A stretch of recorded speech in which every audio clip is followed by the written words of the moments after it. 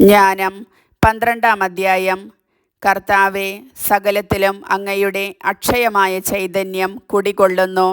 പാപികൾ പാപവിമുക്തരാകാനും അങ്ങയിൽ പ്രത്യാശയർപ്പിക്കാനും വേണ്ടി അങ്ങ് അധർമ്മികളെ പടിപടിയായി തിരുത്തുന്നു. അവർ പാപം ചെയ്യുന്ന സംഗതികൾ ഏവയെന്ന് ഓർമ്മിപ്പിക്കുകയും മുന്നറിയിപ്പ് നൽകുകയും ചെയ്യുന്നു. മന്ത്രവാദം, അവിശുദ്ധമായ അനുഷ്ഠാനങ്ങൾ, നിഷ്ഠൂരമായ ശിശുഹത്യ, മനുഷ്യക്കുരുതി നടത്തി രക്തമാംസങ്ങൾ ഭുജിക്കൽ എന്നീ മ്ലേച്ഛാചാരങ്ങൾ നിമിത്തം അങ്ങയുടെ വിശുദ്ധദേശത്തെ ആദ്യനിവാസികളെ അങ്ങ് വെറുത്തു. നിസ്സഹായരായ കുഞ്ഞുങ്ങളെ വധിച്ച മാതാപിതാക്കളെ അങ്ങയുടെ പൂർവികരാൽ നശിപ്പിക്കാൻ അങ്ങ് മനസ്സായി.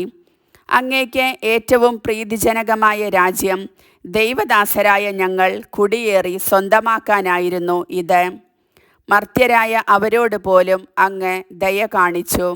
അവരെ ക്രമേണ നശിപ്പിക്കാൻ അങ്ങയുടെ സൈന്യത്തിൻ്റെ മുന്നോടിയെന്ന പോലെ അങ്ങ് കടന്നലുകളെ അയച്ചു.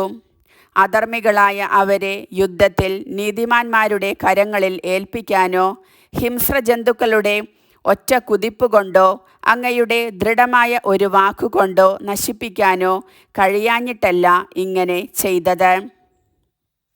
അവരുടെ ജനനം തിന്മയിലാണെന്നും ദുഷ്ടത അവർക്ക് ജന്മസിദ്ധമെന്നും അവരുടെ ചിന്താഗതിക്ക് മാറ്റമില്ലെന്നും അങ്ങ് അറിഞ്ഞിട്ടും അവരെ പടിപടിയായി ശിക്ഷിച്ച് അനുദപിക്കാൻ അങ്ങ് അവർക്ക് അവസരം നൽകി. അവർ ജന്മനാ ശപിക്കപ്പെട്ട വംശമാണ്. അവരുടെ പാപങ്ങൾക്ക് ശിക്ഷ നൽകാതിരുന്നത് അങ്ങ് ആരെയെങ്കിലും ഭയപ്പെട്ടിട്ടല്ല. നീ എന്താണ് ചെയ്തത് എന്ന് ആര് ചോദിക്കും? അങ്ങയുടെ വിധി ആര് തടയും? അങ്ങ് സൃഷ്ടിച്ച ജനതകളെ നശിപ്പിച്ചാൽ ആര് അങ്ങയെ കുറ്റപ്പെടുത്തും? അധർമ്മികൾക്ക് വേണ്ടി വാദിക്കാൻ ആര് അങ്ങയുടെ മുൻപിൽ വരും?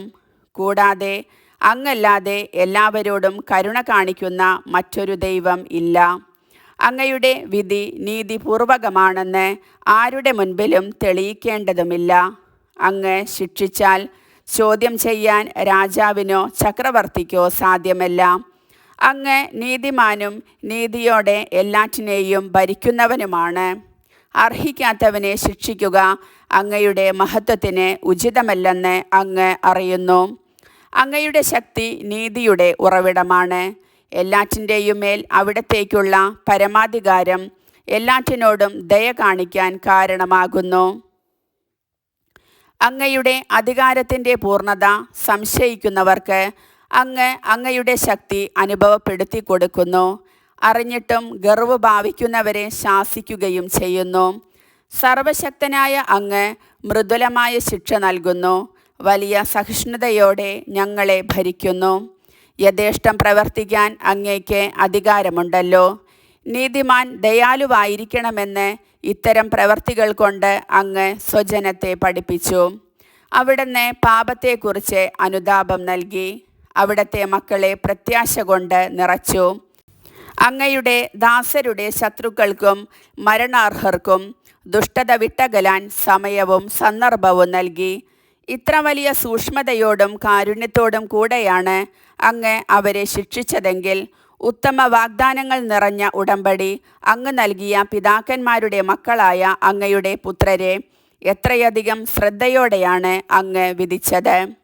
ഞങ്ങൾ വിധിക്കുമ്പോൾ ഞങ്ങൾ അങ്ങയുടെ ദയ ഓർക്കാനും വിധിക്കപ്പെടുമ്പോൾ ദയ പ്രതീക്ഷിക്കാനും വേണ്ടിയാണ് അങ്ങ് ഞങ്ങളെ തിരുത്തുമ്പോൾ ഞങ്ങളുടെ ശത്രുക്കൾക്ക് 10,000 ഇരട്ടി പ്രഹരം നൽകുന്നത്.